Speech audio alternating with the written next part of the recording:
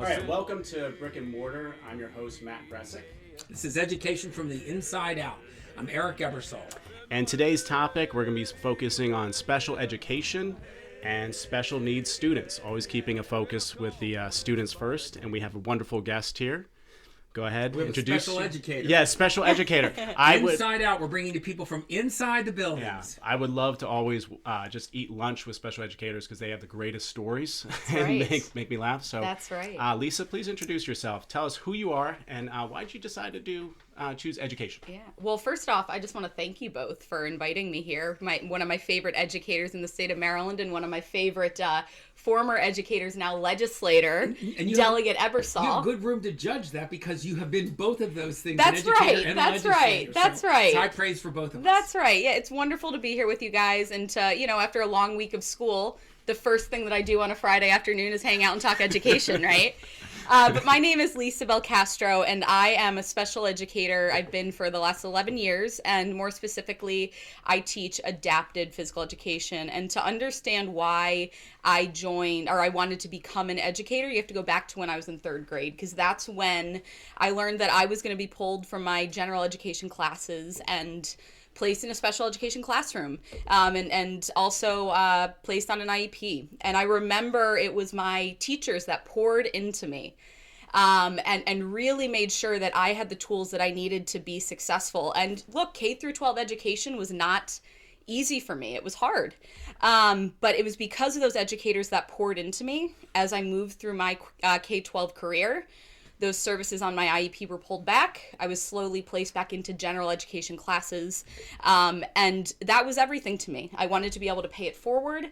And also, just at its core, education is just so beautiful. To be able to teach someone something new every day, to make an impact on someone's life like educators impacted me, I was all about it. I was all in. So I knew from a really early age that I was going to be an educator. And look how successful our special education world is. You are a highly successful person who had some sort of learning challenges to overcome. Well, that concludes our episode because that was so beautiful. We're done. Yes, thank you very much. I can't We're possibly get better than that. Right now to be able to finish the episode. That leads right into our next thing, and I'm super excited to hear this because I love special education stories, special educator stories. They are the best. If you meet a special educator at a party, you need to plant yourself there because they will say the best stories. And so, the next question, just tell us what was your most difficult, challenging, funniest, just something you want to share, a story from your experience to bring to life. Yeah. The gift that you've been giving these kids and you've apparently got through education. So I'm going to, for the purposes of privacy, I'm going to change the student's name and we're going to call him Brian. But right away I go to Brian. He's a student with cerebral palsy that uses a power wheelchair, can only wiggle his arms a little bit, move his fingers. But we have this motto in my classroom where no one sits on the sidelines. And we work really hard to adapt the PE curriculum so that even students that can only wiggle their fingers, move their arms, can participate. If you came and spent even 20 minutes in my class, you would know that a pillar of it is independence and leadership skills. And we talk about that every day, and we find ways for every student to show those two things in every class. And so I remember, first of all... Quack, quack, quack, quack. I just said his name. Yeah, Brian. That's edit. No, it's okay. The student is, you know what? That'll be a funny blooper. The student has since graduated. He's no longer in the school system Are you sure? anymore. We can put a duck sound over that. No actually problem. do that. We could do that. Let's do that. Brian, I remember Brian's mom coming into school one day and showing me this video, and it's Brian in the backyard. He loved to be outside, loves being outside, and they manipulated the latch on the gate in a way that he was able to grasp his fingers around it, pull back with his power wheelchair to open the gate himself. And you watch him do it and get into the backyard, and you just see his face light up, and then he proceeds to go around the house, do it on the other gate, and just like go around and around in a circle. And his mom said that he wanted me to see this video because of independence, because he was able to show independence and do things on his own. So that's just something like when those situations come up, it just fills your cup, man. It just reminds you why you do it every single day. You know, you've touched on something that in education, I taught in schools that had easier populations and more difficult ones. I didn't teach special ed. But I always felt in the more difficult schools, the victories were harder to come by, but they were larger. Oh, yeah. How hard was this victory to come by? And you look how large it is that you can excite this guy by having him be able to open a latch. And yet that's a very big deal.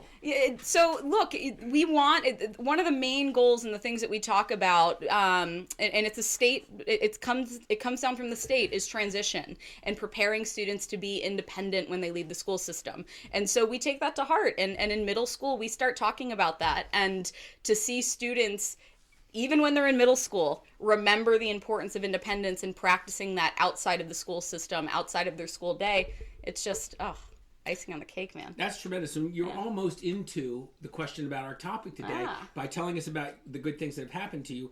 First of all, what are some specific and unique challenges that you reach in special education, perhaps beyond the challenges of providing accommodations? As a teacher, what faces you? And as importantly for our audience, what advice would you give parents who have children who have needs as far as navigating in a meaningful and productive way special ed milieu? So I don't want to sugarcoat anything. I will be upfront and honest. We are at a crisis point in the state of Maryland when it comes to special education. I think of in recent data of our 2,000 educator vacancies in the state, 25% are special educators. So we have hundreds of special education vacancies right now. We are also struggling to fill the important paraprofessional roles and educational support professional roles. And anyone that's in special education knows that your day, the success of your day, lives and dies by whether you have adequate support staff in your class. So having the chair of the education subcommittee here right now. Just announced it. Very excited about that. It is very exciting. Yes. It is really important as a state that we are laser focused on increasing our special educator pipelines. I know that we are doing a lot of work to talk about educator pipelines. I think that we need to take a specific focus and be intentional about the special educator pipeline, making sure that we incentivize those that have stayed, that we appreciate those that have stayed through this really difficult time, but also look at our current state systems of higher education. Do we have enough programming? I think that that's something that we're not talking about enough, to make sure that we are producing special educators and we're not looking from outside the state. So yeah, that's the biggest challenge. I know I'm going a little bit long, but when it comes to I will say that attracting special educators to me is an amazing task because as a general educator, I'm overwhelmed by what I see special educators do. I was like, I really am not cut out for that. I don't get it. But I do know, too, that I talk to special educators who talk about puzzling together difficult things and the kind of things that you mentioned earlier. But we have to make it clear that those kind of rewards exist in special education. Now, what advice, though, would you give parents? I'm just curious about that. So that's really important. The biggest thing, I love when my parents are engaged in the IEP process. I love when my parents come to visit me in my classroom and try to see what we're doing and also giving me pointers on what works at home. That IEP process, it's a team collaborative process, and it is so important that all the stakeholders come to the table and pull together the most effective IEP for that student. And you're not going to do that unless you have the parent at the table. Additionally, I think it's really important. There's sometimes that parents feel a little bit frustrated in the IEP process and throughout the school year. To those parents that maybe feel that way once in a while, I think it's really important that when you drop your kid off, go in, say hello to your teacher, give them some pointers, talk to them about what you think the school could be doing better. If you have a strong relationship with your special educator and those that are tasked with implementing the IEP, we all should be rowing in the same boat in the same direction together. So that's what I'll say about that. So I hear you saying that it shouldn't be an adversarial relationship between the parents and the educators. You should trust them, and more importantly, they should trust the special educator to have their child's best interest. And more importantly, just working together, rowing together in that same boat. I think it's really, really important, especially in these times. Matt, we have a call. What? A call at this hour? It's always good, we're really wise callers. Just pick up and see what it is. Perfectly timed. Hello, caller. How are you today? I'm good, thank you. Well, good. What's your name, caller? Katie Malone.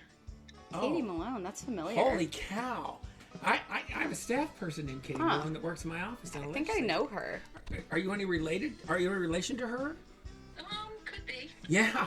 Well, there you go. Could Sounds be. like Coincidence. There's a lot of Malones. So many It's coincidences. amazing. Yeah. Anyway, well, let's get past the amazing coincidence here. Do you have a question for us? I do. I've heard a lot about cameras in special ed classrooms, and I know that there are a lot of supporters who think it's a good idea. I was wondering what the thought process was behind that, and what your opinions are on the matter. Well, gosh, Katie, that's a really well-formed question. I really like that. I appreciate your time, and we're gonna let Lisa weigh in on that if you don't mind. Stand by. Katie, I want to thank you for that question, and I want to reference something that I said during the prior question, and remind everyone that special education is in a difficult spot right now. We are struggling for special educators. We are struggling for support staff. And it is so important at this point in time that we are, again, in the same boat, rowing in the same direction. We have to be at this time, laser focused on increasing the special educators that we have in this state and retaining those that have decided to stay through this really difficult, challenging time. Look, special educators have to plan lessons just like any teacher, but and implement their lesson plans. But additionally, they have to accommodate for every student's unique needs in their class. On top of that, they have mountains of paperwork outside once their lesson is done, and that's not something that others in the school system have to do. So we have to be good to our special educators, and I'm nervous that if we continue to take a path of a patchwork of simple solutions, that we're actually going to pull the final straw for a number of special educators, and they might just say, hey, I don't have to do all this in general education. I can be trusted in general education to do the work that I do and what I went to school for. And they might just say, general education might be the path for me. So there might be a day where we put cameras in classrooms. There might be a day for some of these other patchwork solutions. But here today, we really need to focus and work together to close that special educator gap and those vacancies that we currently have in the state. Wow. Awesome. Okay. Do you want to host the next podcast that we have? Because, my God, that's a beautifully nuanced answer. And I think, it really comes to the issue. But I heard the word trust again, and we get back around to it. I mean, general educators feel that way too, but I have a feeling special educators have a special need to be trusted because of what they're entrusted with. I like that special need to be trusted. Yeah, that was good. I did it without me. I know, that was a good was line. beautiful. I'm going to steal that Yeah. one. Hey, caller, thanks so much for calling in. You're more than welcome. All Have a right, good one. bye. All right, so that brings us to the next question. So what is the biggest misconception where people outside the school building have of what you do inside that school building, which I know you could probably write a book on this, but like you need to have that essence of the biggest, most immense one that there are people This are question can be broader. It doesn't have Yeah. to focus just on special ed. If there's something else that comes to mind, that's fine. I actually wanted to focus on special ed. Well, Can I actually get really specific That's and not have it be sure. adapted Surprising physical because education? You really are focused. Yeah, on yeah. special ed, so yes. I would actually like to really focus on adapted physical education for a moment. And, a lot of our the whole reason that adapted physical education even exists is because there were a lot of people that just believed those with disabilities and those with significant physical disabilities just they couldn't do it.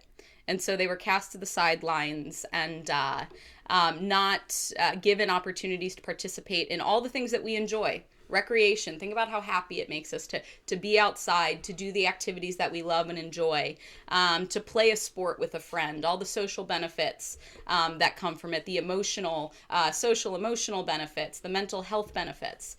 And so we really need to be focused. I think that misconception of that our students cannot do it and it's safer for them to sit on the sidelines is something that we need to break down, and it's something that me especially and my colleagues and my school system work really hard to do. We, by all means necessary, we find ways to get those kids involved, whether it's creating equipment that doesn't exist, finding ways to allow a student that can only move their arms and wiggle their fingers to do things like archery and soccer and bocce ball and baseball.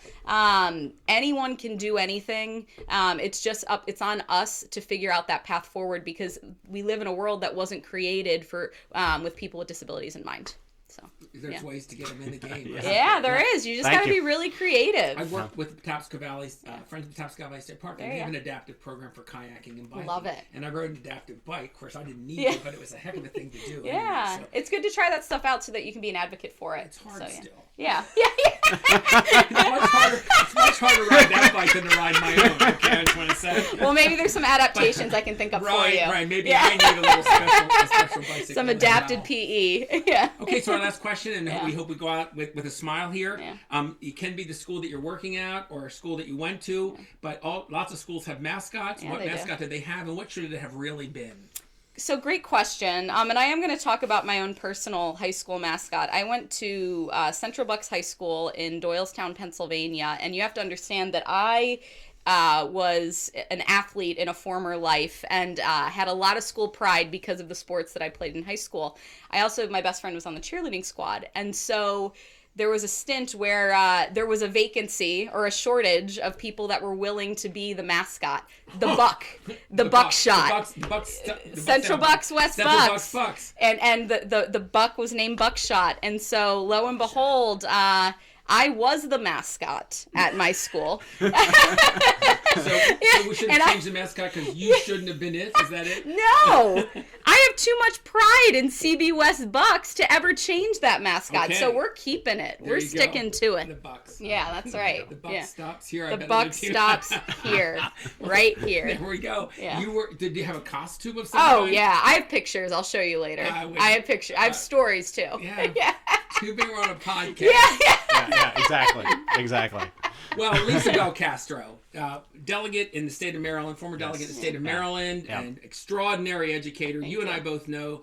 Matt would know too. We have other things we do in our lives, but really our lives tend to revolve around education and what we do. And every question you've asked has pointed to that for us. And Lisa, I wanted to say to close, I know you didn't win your election. Yeah. And but as far as I'm concerned, you've always been a winner in those eyes of the kids. We'll get her back if she wants to come back. Yeah. And I have no doubt that those kids are getting inspiration from you, just like you got the inspiration from those teachers that you went through. And thank you. Thank you. Well, the reason that I ran is because my students inspired me to do so. So thank you very much. Great one. All right. Well, this is the end of the episode. Awesome. We would encourage you to check back with us in a week or two and see if we have yet another outstanding member of the education community with us. This is Brick and Mortar Education from the Inside Out. Take care. Nice. Thanks, guys. Seen the bright